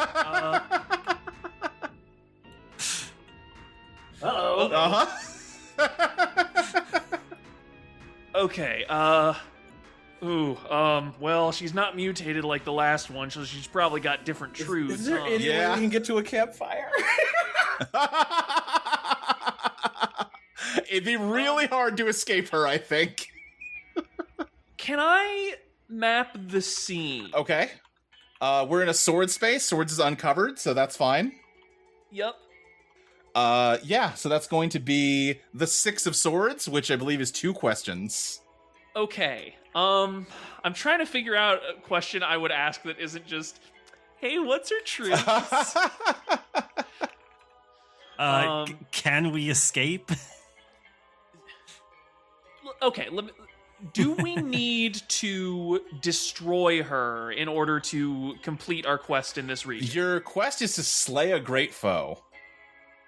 Okay, then yeah, that, so if that's already established, does that count as one of the questions? I don't think so. I think that Okay. I'm not going to be a fucking genie about it.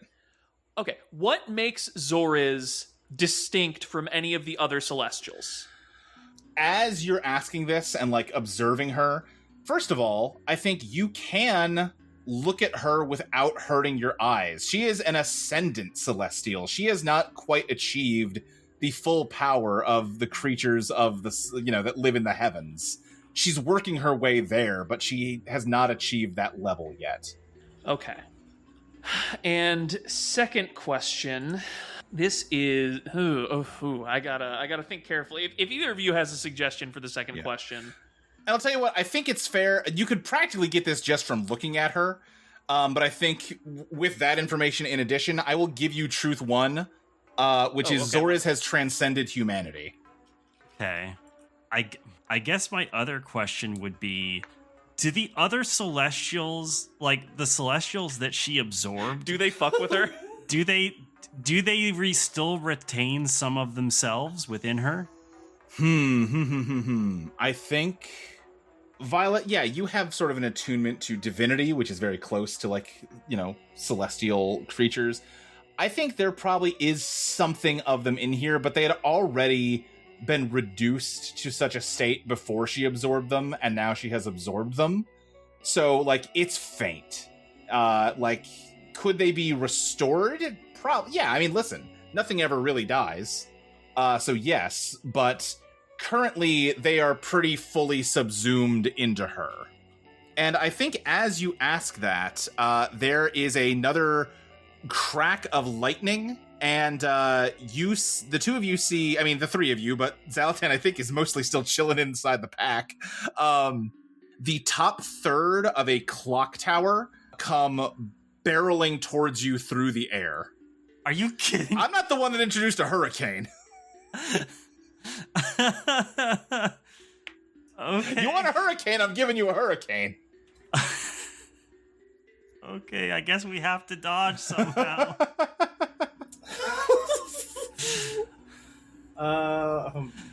Can I make any actions with no thread? I'm just chilling. I don't think you can. I mean, you can attempt it, and then I can say, well, you can't, you have no thread to force this, so I just get control over what happens. You do still have 2 charges of your basalt blasting rod. Yeah, but that's so that he can invoke spells without spending thread. No, I know it won't go good, but you could still channel magic through it regardless. I guess he'll chill. Okay, I guess what if there's a big tower heading right towards us, I guess I'm gonna try and try to avoid it by just laying flat against the ground. Here's what I'm going to offer, because I don't want to just murder you. I think the phase transition counts as being in a new scene, even though we're still in the same place. You're allowed to use stuff other than Wrath. Okay, so in that case, I need to think of a presence way of dealing with That's this. true. And your presence has been pretty, actually, Violet, let's talk about you for a second, because, yeah, you unlocked your true heart, and then that almost just made you all the more susceptible to Zoriz's domination, but then Thistle burst in and, protected you. Where are you at right now, mentally? I guess I'm a little shaken by the fact that, I didn't know my own self as well as I thought I did. Yeah. I had a very specific person in mind when I thought about who my heart belonged to, and that was revealed to maybe not be the case. Yeah. Like, have I grown so dependent on Magnolia that, like, I will just serve anyone with enough authority, enough divinity? Yeah. So yeah, I think I'm a little shaken by what my own magic revealed about me. Right. And I'm trying to think, how would I avoid getting hit by a tower with presence? Can you define what presence is again? Presence is like literally the presence you project, your force of personality, your willpower, the strength of your identity, who you are. Yeah, I think that'd broadly be how I define it. I am a knight. The ideal of a knight is that they are protectors. And right now, I haven't been doing much of that. Right. I think Violet wants to reclaim some of what she is trying to be, like the ideal self that she imagines for herself. Mm-hmm. She will take her sword and she will deflect the tower like a true holy knight. All right, I like it. Violet, you got 2 presents. You're spending 2 thread on this? Yes. That is strength or the tower. As funny as the tower is, I'm going to take strength. You triumph through force. Okay. Then I'm going to give you another one of Zoriz's truths, which is Zoriz consumes good fortune like we consume air, and suffering will befall anyone in proximity to her. And Violet, you have decided with your heart unleashed that no, it fucking won't. I've too recently made a joke about rules of nature cutting in, which is a shame because this is even more appropriate than when it happened in Proto. But you hold up the silver horizon and it glows with holy light. The blade stabs into the rapidly oncoming facade of the clock tower, and the entire building splits in half, with both halves going off to each side, and one crashing into the ocean and the other crashing into another nearby building. And you are drenched in sweat. Like, all of those, like, beautiful plants that were coming out of your rotting body are sagging with just the moisture from your, heaving effort. But you are standing there, for a moment at least, triumphant. You will not define who I am. How mean do I want to be? Because that was very epic and awesome. So I don't... How much can I undercut that? Go with your heart. I'm going to go with my heart. Yeah. I think, this is boss battle time. I think I gotta be mean. You stand there triumphant and powerful, and then suddenly you feel a just shuddering, all-crushing blow of pain, and you are thrown to the ground. Your desiccated corpse is bloodied and broken as you scatter across the roof tiles, kind of ripping them up. You deflected the clock tower, but it is as though it hit you straight on, because Zoriz's final truth is that Zoriz can manipulate fate with a thought. And take damage for me. Well, I believe that means you're down. Yeah, I'm down. All right, it's just you and me, Xalatan, and you're dust in a bag. Think of me as your lucky charm. I'm like Jiminy Cricket. I'm here for moral support. All right, well, okay, so what is she shaped like now that she's a celestial? I think she's just the vague, like, white-hot silhouette of a person. All right, I'm trying to think. I do have something in character for Xalatan to say. Okay. I'm going to look back at these truths, make sure this makes any sense. And I think Xalatan gives the advice. He acts like a teacher instead of running into battle for once. And he's like, anytime you engage in a sorcery battle, it's people think it's about the power and spells, but it's thought. It all starts with thought. If you can get their thinking, if you can mess up their thinking and get them off in their head, you can beat them. You just gotta fucking, if you can manipulate fate with a thought, you just gotta fucking block that somehow. Make it so she can't concentrate. I would also say, listen, we're in dire straits here. Zoriz has transcended humanity, and Zoriz can manipulate fate with a thought. I don't have the, answer here. I can imagine a world where you crack both of those with one stone, though, you know? Yeah. I've got an idea. Okay. Thistle, I think her feet are already planted, so she doesn't need to do that, but I think she just raises a hand and she's like, hey, fuck you.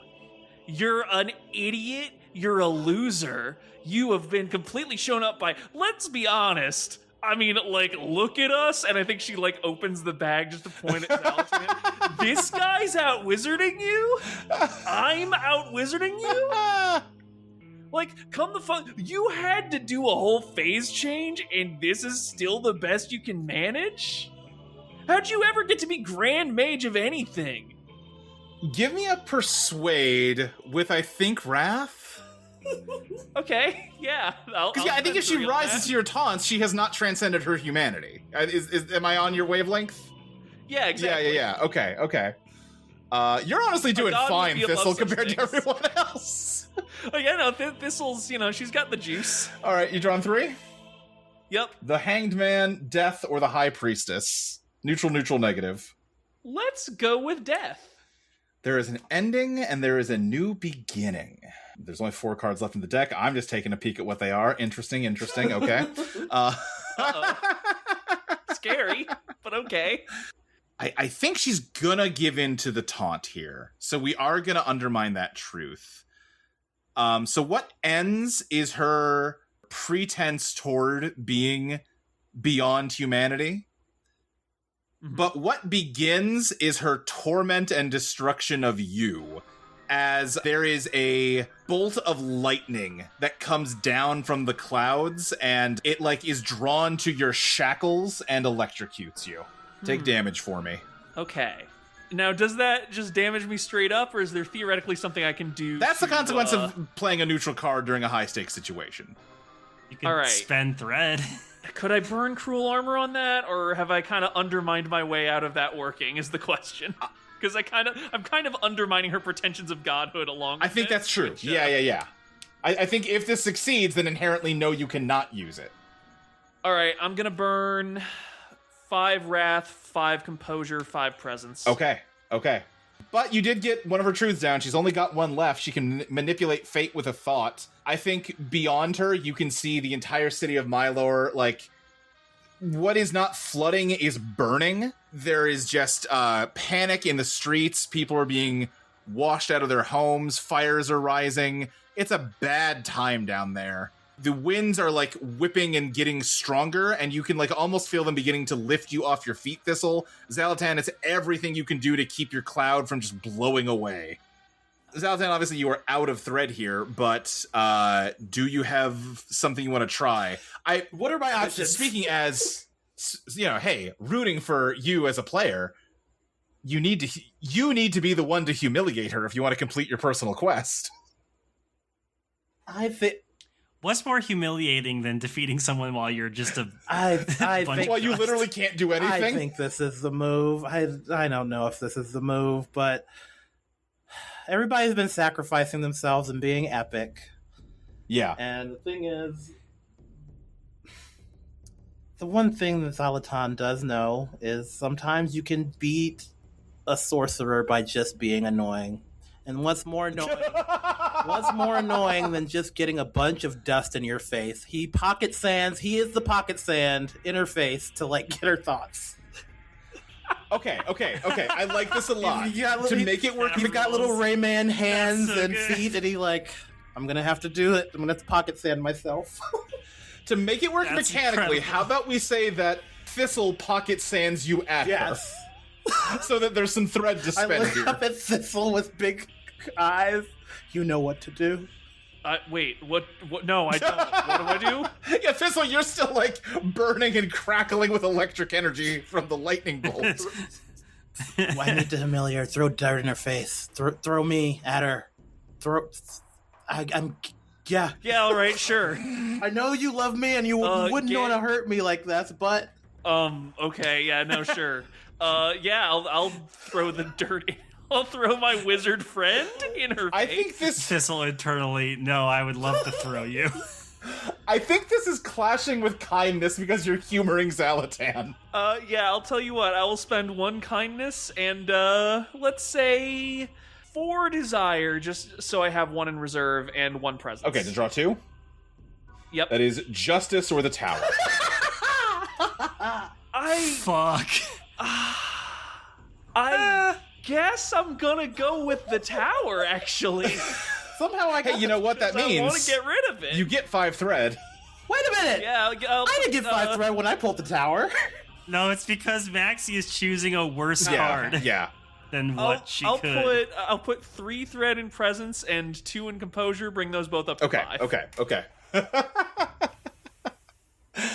Then you're taking the tower. Okay. Something terrible happens as you try to throw Xalatan at her. I think I gotta be true to what's happening here. You're both cracked. Mm-hmm.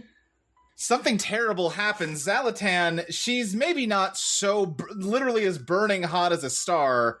She's certainly burning hot enough to just, like, you burn up. Your already burnt remains just burn into smoke as you are flung into her vicinity.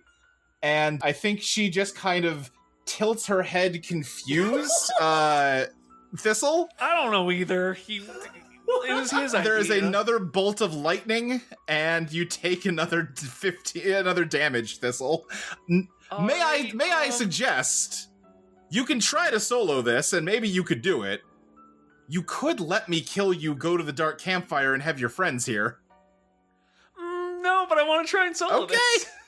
And I mean, listen, it's not like listen, if I die, I die. I might as well try. Sure, right? all right. It's like Dark Souls. Can I get one last action or one last map? Yeah. This fight has moved along, and while I failed and died, I want this next space to be the Eye of the Hurricane, because when you're in the Eye of the Hurricane, there's silence. Oh, God. This is your chance, Thistle. The hurricane dissipates for a bit, right. and... Yeah, I can allow for that. Yeah, the hurricane does kind of like, you've reached the eye of it. As, Thistle, you're standing... Yeah, I need to burn a bunch of thread. Hang on. I'll burn... 6 wrath. Okay. Bringing me down to 5. Yeah. And I'll burn my remaining kindness and desire. Fuck it. So that's 4, so that's 10. And then I'll burn 2 composure and 3 presence. I'm going to tell you for free, because if we were here in person and you were counting cards, you could deduce this. There's 3 cards left in the deck, and it's the High Priestess, the Hanged Man, and Justice. Okay, the High Priestess, the Hanged Man, and Justice. If you do the right thing here to undermine this truth, you only need 1 more action to win this fight. Yeah, I'm just thinking about the best way to go about it. Zoriz can manipulate fate with a thought. Yes. So you need something that will render that sentence untrue. And right now she seems to mainly be manipulating fate to make you get struck by lightning over and over again. All right, we are currently in the Eye of the Hurricane, but the lightning will be returning soon, right? Thistle is going to take a deep breath and then walk slowly towards her. She's going to take her big fucking axe, which is made of metal, and she is going to bury it in Zoriz's head and just pull her in close. She can call down lightning, but she will strike herself because the metal will draw it into her. Okay. I think Zoriz is going to try to make you miss. So that is how she's going to try to manipulate fate here. Well, I'm spending 3 wrath. Okay, well, we know what you're getting. It's the High Priestess, the Hanged Man, and Justice.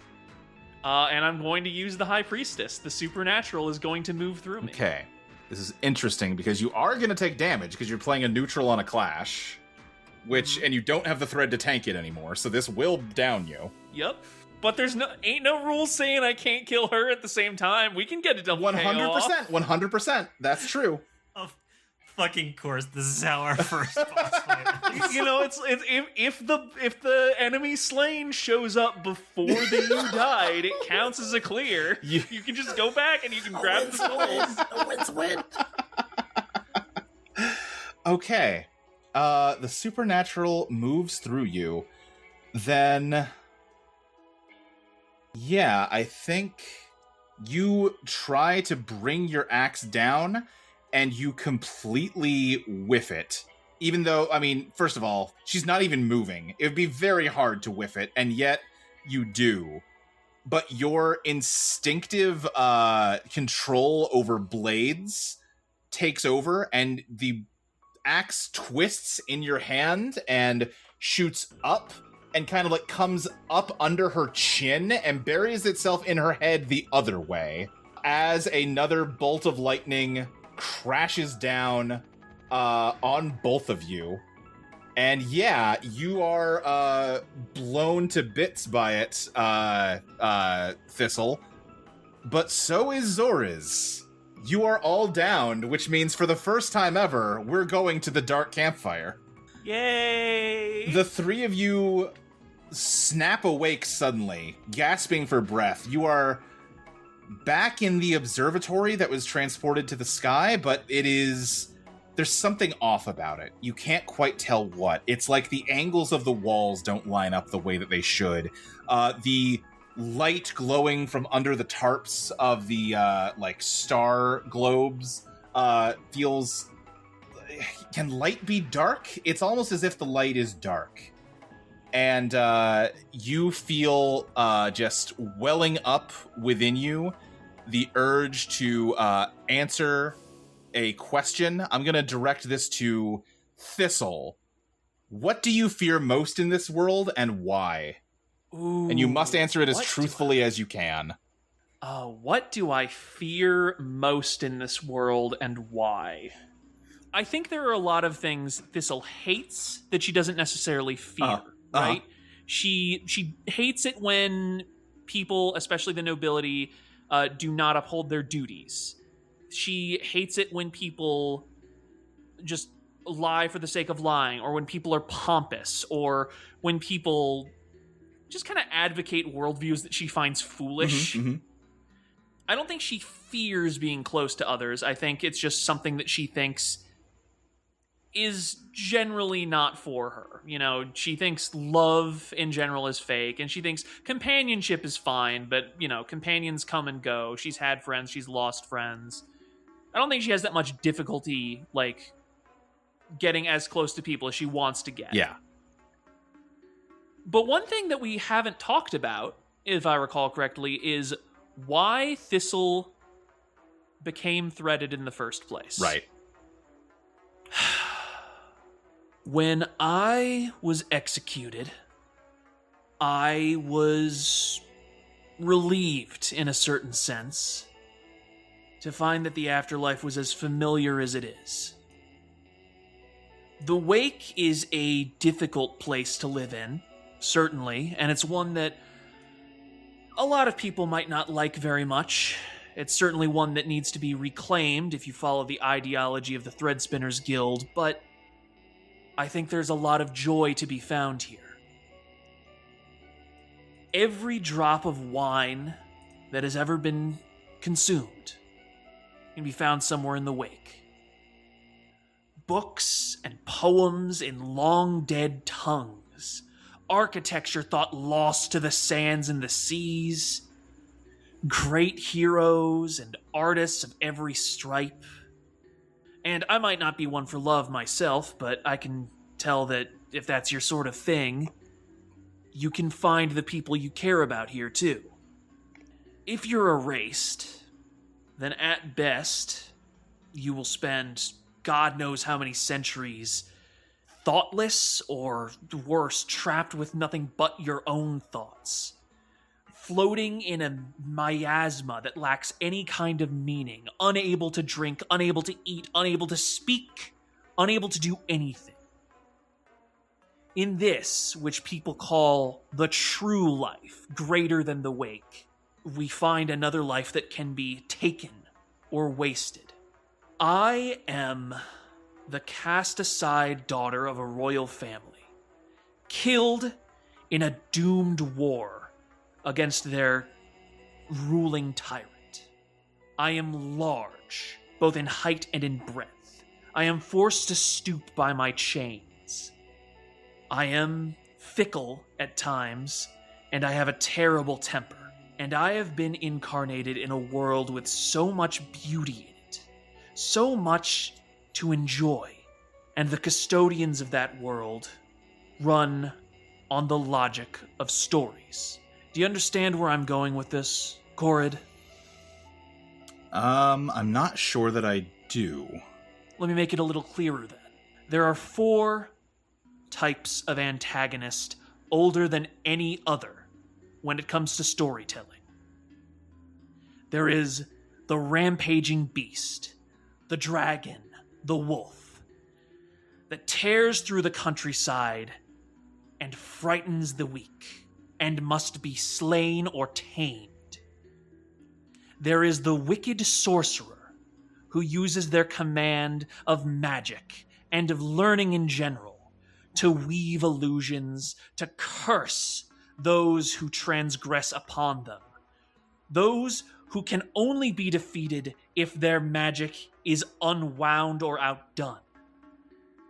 There is the trickster, the thief, the liar, the usurper. He who is typically portrayed as weak compared to our hero, but who is, at heart, clever and willing to do what it takes to cling to wealth and power. And then there is the ogre, the oni, the troll, the cyclops. Little more than a beast themselves, merely shaped like a human. They exist to steal and eat and kill. They are seen as less than human, yet an imitation of humanity. They are seen as a fool whose brute strength cannot be outmatched, but who can easily be tricked. They are the inverse of the trickster. They are the inverse of the conjurer. They are the beast, trapped in human form, raging against a world that has never bothered to carve out a place for them. I will not be one of them. Do you understand? That is what I fear. Having the things I care about taken away from me because people take one look at me and say, she does not deserve to live. The 3 of you wake up on the rooftop that you fought Zoriz on. The storm has dissipated, and Zoriz is gone. You look out over the city of Mylor to see it utterly in ruin. You have successfully destroyed the constellation Orcod. You have slain the wicked astrologer mage that ruled over this place. You have broken the Mylor Plutocracy's ability to prey on others. And yet, in doing so, you have reduced it to rubble. The names that were just incidentally broken by the hurricane are too large to count. A rolling fog spills out of the ruined city onto the sea. Thistle, just by coming here, just by trying to do something good and just and heroic, you have brought ruin to this place. Let's get the hell out of here. Where Zoriz had stood before, there is a small glowing glass vial. Like Xalatan goes to pick it up. I'm going to put it in the chat. This is an artifact, Liquid Starlight. This magical component can be used to cast spells that burn hot as starlight. I will leave it up to you whose treasure hoard this goes into. Obviously, it matches Xalatan the best, but it can go to anybody. It's the reward for defeating Zoriz. I'm fine with Xalatan taking it. As am I. He clutches it to his chest. It is a level 2 artifact. It can be upgraded in 2 different ways. For cups, nurture the starlight dwelling in this vial until it stirs to life. And wands, show a celestial being that you have been an honorable steward of this starlight. And with that, you have completed your first region. Yay! we did it! Drawn from the Undertow is produced by Audio Entropy. You can find us at audioentropy.com as well as undertow.cards. Threadspinner Flame will be back in 3 weeks, on August 17th for Patreon subscribers and August 24th for everyone else. I'm sure things are going to be really awesome and chill on our next adventure.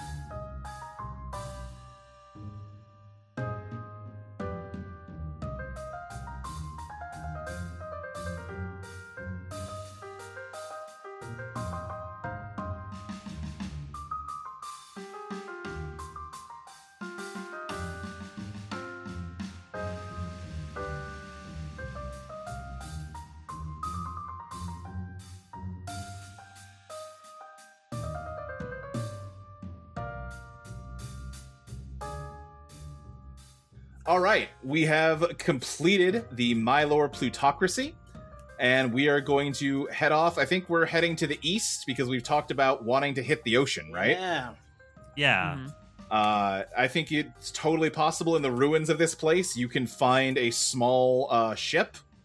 It's going to need to be small because I don't think you're getting a crew for this thing after what happened.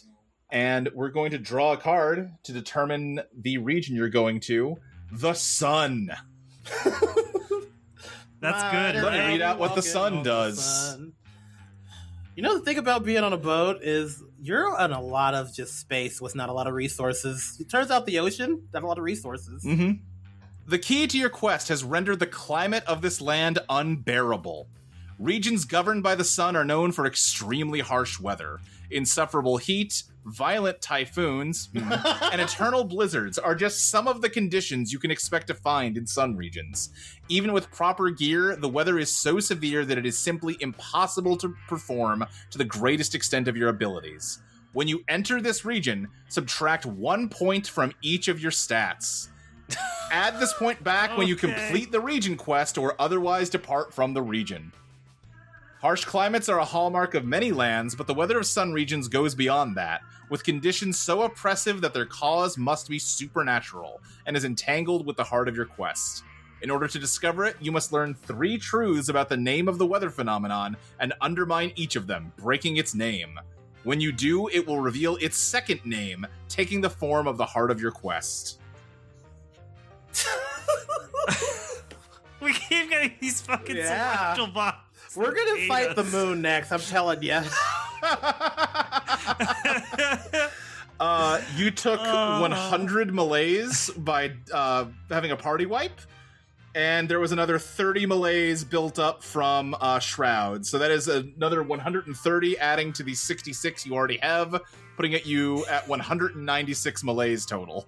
We did good work here today. Although I want to point of the 3 episodes we had, how many did Maxie draw her dissonant card? Because I feel that was also like fucking all of them. I gotta get better at using Wrath. Sorry. That's a session, baby. Fucking session, all right.